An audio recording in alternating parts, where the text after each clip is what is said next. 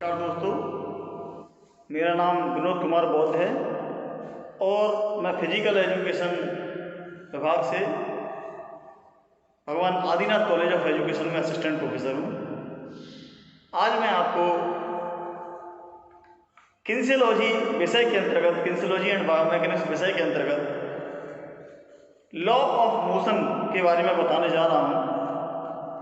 Law of motion में कि जब हम बात करते हैं कि लॉ ऑफ मोशन यानी कि गति के नियम, तो गति के नियम क्या हैं और इनका फिजिकल एजुकेशन स्पोर्ट्स में क्या आवश्यकता है, क्या अनिवार्यता है, खासतौर से किनेसियोलॉजी में क्या आवश्यकता है। तो किनेसियोलॉजी का मतलब ही है the knowledge of motion, knowledge of human motion, मानव गति विज्ञान। तो जब हम गति की बात करते हैं, किसी भी खेलने की बात करते हैं, जब खेलते हैं तो खेलते समय गति होती है और उस गति में क्या क्या आवश्यकताएं होती हैं, उसको न्यूटन के नियम उन पर लागू होते हैं खेलों पर। तो न्यूटन का सर आइजैक न्यूटन, उनका पूरा नाम था सर आइजैक न्यूटन, सर बोलते थे उन्हें। आइजैक न्यूटन ने गति विषयक 3 नियम दिए थे। उन 3 नियम में सबसे पहला है law of inertia. Law of inertia जिसे हम जड़त्व का नियम कहते हैं, हिंदी में हम इसे जड़त्व का नियम कहते हैं, लॉ ऑफ इनर्शिया। इसका मतलब है कि कोई भी वस्तु अगर विराम अवस्था में है तो वह विराम अवस्था में ही रहेगी, और यदि कोई वस्तु गतिमान अवस्था में है तो गतिमान अवस्था में ही रहेगी जब तक उस पर कोई बाह्य कार्य ना करे। जैसे फुटबॉल है, फुटबॉल अगर रखी है तो वह रखी ही रहेगी, वो रोल नहीं होगी। लेकिन यदि उसको आपने किक कर दी, गतिमान अवस्था में आ गई, तो गतिमान अवस्था में ही रहेगी जब तक उस पर कोई बाह्य कार्य ना करे।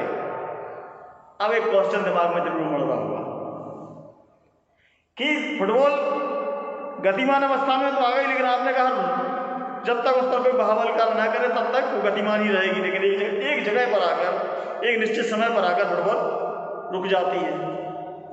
ऐसा क्यों होता है? ऐसा इसलिए होता है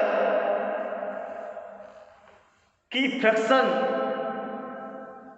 गुरुत्व बल, ग्रेविटिकल फोर्स, फ्रिक्शन और हवा का प्रतिरोध, इन सब के कारण ये सब बाह्य के रूप में कार्य करते हैं उस बॉल के रोलिंग पर। घर्षण और वायु का वेग और गुरुत्वाकर्षण बल, जब बॉल रोल होती है तो ये धीमे धीमे इस घर्षण को रोकते हैं, उस बॉल को रोलिंग पे काम करते हैं, अपोनेंट पे काम करते हैं, इसे प्रतिरोध करते हैं। इस कारण से बॉल का रोल होना बंद हो जाता है। तो पहला नियम क्या कहता है कि कोई भी वस्तु जब तक विराम अवस्था में रहती है तब तक उस पर कोई बाह्य कार्य ना करे, या जब तक गतिमान अवस्था में रहती है जब तक उस पर कोई बाह्य कार्य ना करे। इसको हम बोलते हैं लॉ ऑफ इनर्शिया, न्यूटन का गति विषयक प्रथम नियम। न्यूटन का सेकंड लॉ है जिसे हम बोलते हैं लॉ ऑफ एक्सेलरेशन, इसे हम त्वरण का नियम बोलते हैं, इसे हम त्वरण का नियम बोलते हैं। इसका मतलब है किसी वस्तु पर आपेक्षित बल F, फोर्स, किसी वस्तु पर आपेक्षित बल उस वस्तु के द्रव्यमान M, मास, उस वस्तु के द्रव्यमान तथा उसमें बल की दिशा में उत्पन्न त्वरण, एक्सेलरेशन के गुणनफल के बराबर होता है। क्या होता है? किसी वस्तु में आपेक्षित बल उस वस्तु के द्रव्यमान तथा उसमें बल की दिशा में उत्पन्न हुए त्वरण के गुणनफल के बराबर होता है।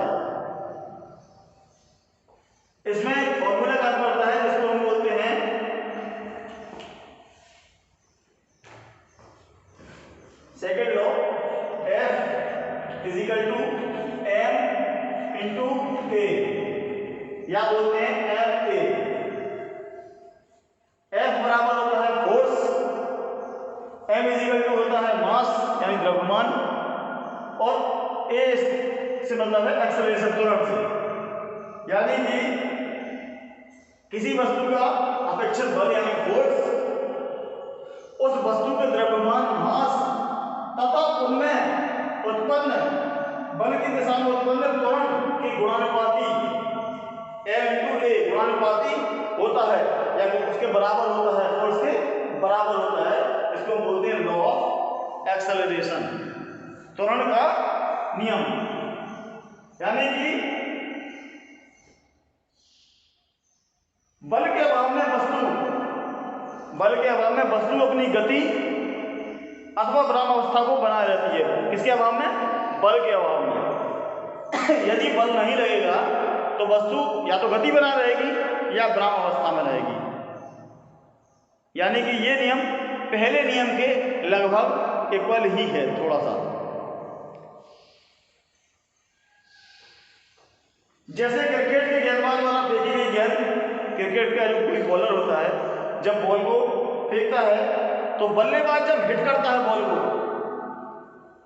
गेंद की दिशा में हिट करता है, बॉल आई और गेंद की दिशा में हिट कर दी, तो उसमें जो बल परिवर्तित हुआ वो जितने बल की उसे आवश्यकता हुई वो कहलाता है F इक्वल टू m। अब आता है थर्ड नियम पर, जिसको हम बोलते हैं law of action and reaction.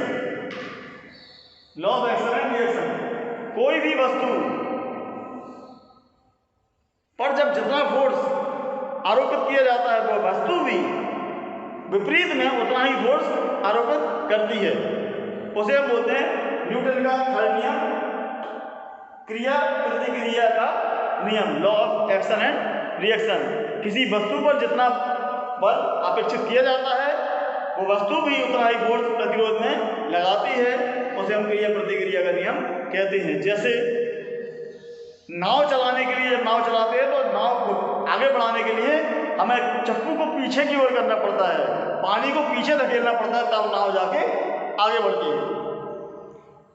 या हम बात करें बंदूक से निकली गोली, जब हम बंदूक चलाते हैं तो बंदूक से जब गोली निकलती है तो बंदूक से गोली तो आगे जाती है, लेकिन जब गोली चलती है तो उसका एक झटका लगता है, पीछे की ओर लगता है। ये क्रिया प्रतिक्रिया का नियम है और ये न्यूटन का तीसरा नियम। इस तरह से सर आइजैक न्यूटन ने 3 नियम दिए हैं, जिसमें सबसे पहला है लॉ ऑफ इनर्शिया, जड़त्व का नियम, लॉ ऑफ एक्सेलरेशन, त्वरण का नियम, और law of action and reaction, क्रिया प्रतिक्रिया का नियम। ये तीनों नियम किनेसियोलॉजी में और खेल के हर एक इवेंट में आवश्यक होते हैं। इन्हें हम गति के, मोशन के नियम से जानते हैं, न्यूटन के गति विषयक नियम। धन्यवाद।